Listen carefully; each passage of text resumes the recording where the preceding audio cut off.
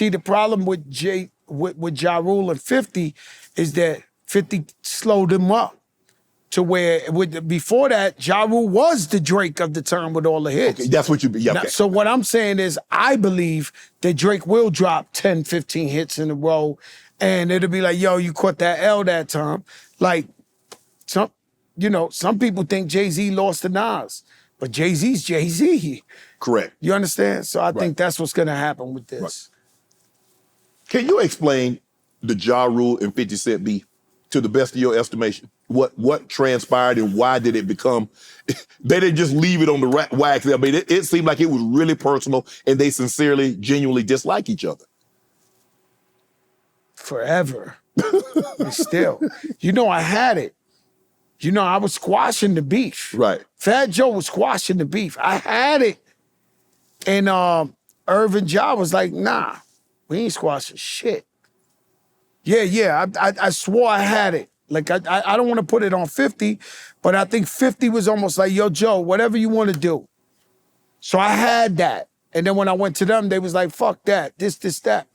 Do I recommend for beef to be 20, 30 years? I think that's dumb. I think it should be over. I think it would show amazing growth for hip hop music if those two squash their beef. Yes. And we move on. Right. Like, like me, I moved on. Like, you gotta move on from these moments. Stay stuck in some shit, and every time just move on. 50, it seems like when 50 get into it with somebody, 50 don't lose. He don't. And he don't care. He gonna keep. I had a show with 50 2 nights ago. That's why I'm laughing. And he was talking my ear off, like the ear off. And this guy, he's so smart.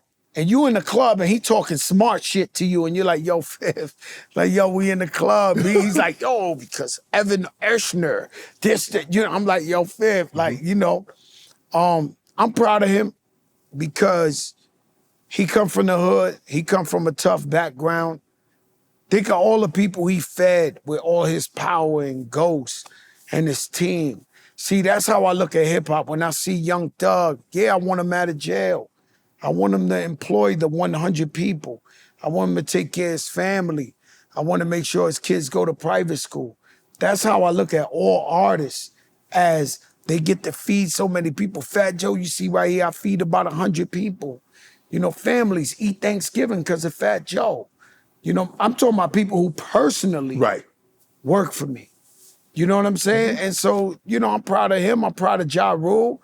I'm proud of all my brothers. I'm at the point where I'm about positivity over everything. I could see through the bullshit and be like, yo, bro, let's get this money together. You get your bread, I'm gonna get my bread. We don't need to be beefing. What we beefing for? Matter of fact, talking about bread, I brought you a gift. Okay. It's called Rewind to 10, and it says, why fight the time when you can rewind the time? Now, Shannon, I'm not putting you in the age group, but maybe you want your line sharp. Maybe you want your line sharper. You see, we got that Tyson Beckford, we got that Tank, we got that Travis Kelce, Nicky Jam, Brody Jenner, Fat Joe, DJ Khaled. So that's in CVS, Sally's Beauties. We working. So you want me to get rid of some of this grill on the side? Get the grays off, man. The girls, man, don't let them lie to you. If a woman tells you she wants you gray and she likes you, she's trying to keep you out the game. Because why look 54 when you could be 44? Why look 43 when you could look 33? That's bullshit. I mean, our women, they go straight. First thing, I don't know about you. My daughter's 18. Right. Every week she gets 10 facials. I don't know how they find time for this shit. Right? They take care of themselves. Or find the money for it. Oh, that's man. Oh no, she got it. You got it. No, they got it. They got it. Yo, Shannon, they got it, man. They got it. And it's like, but they take care of themselves. Right. I don't see no gray hair on my wife or none of her friends. Why we can't take care of ourselves? Just rewind it. Is it true that you lost a $20+ million endorsement deal with Brand Jordan because of your beef with 50? Yeah. I don't know if it was 20 million, but I was designing it with Michael Jordan himself. So I had 7 meetings with them before they messed with any rapper ever created. So you was about to be Travis Scott before Travis. Yes. So we was sitting down, we was designing the sneakers 7 times. I came to Vegas, I came all over. And right before we was about to finalize the deal, we had that beef on the MTV Awards where me and 50 went at each other live on the MTV Awards. And then I get a phone call the next day. I'll never forget, I was in Jamaica and it was like, yo, Big Joe, because you know, Michael Jordan called me Big Joe. He don't call you Fat Joe. He called me Big Joe. So yeah, Big Joe, you know, I don't like controversy and this and maybe in the future, this, that.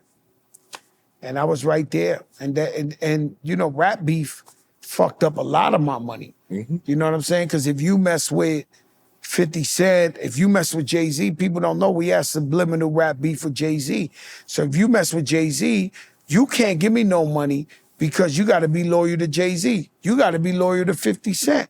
That's the Reebok deal. That's the Reebok deal that you had in play. Oh, they shut me down with that one. Wow. But you know, I understand in war that they didn't want me to get financially secured like that because they knew I was dangerous. So I never cried about it. You know what I'm saying? I just took it like it is and just know that God loves me and I was eventually going to get my money anyway, you know. But you're cool with Hov. Oh, you're no, cool I love with 50. him. It's my brother. 50 Cent's my brother too.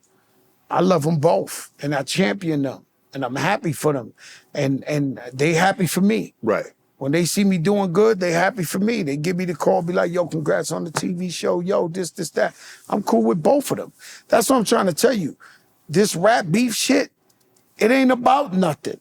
What it's about is you uniting and getting money and taking care of your people and your community and inspiring the youth that's coming behind you. You know what I'm saying? Mm-hmm. That ain't, you know, rap beef ain't never make me $1. But that's grown man stuff. Mm-hmm. How do you get to the point? How do you get these youngins, mm-hmm. these young men and women mm-hmm. to get to a point that they can have adult conversation? Well, the problem is you got to realize that we got into hip hop to get out of the bullshit. Mm-hmm. Don't bring it with you. You know, so we got out of, we how many times we said, yo, we want to get out the hood. We wanted this. Now you got it. Now you living in a nice house. You're taking care of your moms, your crew.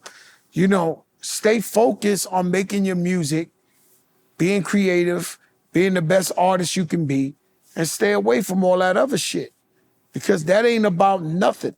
And the biggest rule you got to think about is when you an artist, when you got your crew or your entourage or your gang or whoever, those other guys don't look at the world like you. And so you looking at it, you be like, yo, I could be the next Yo Gotti. I could be the next Master P. I could be the next this. If your crew ain't thinking the same thing, they'll fuck your whole shit up. Want to join Club Shay Shay? Become an official member by hitting that subscribe button, where you never know who's going to be joining us for drinks and conversation. Don't be late to the party because you know we like to do something before 2 something.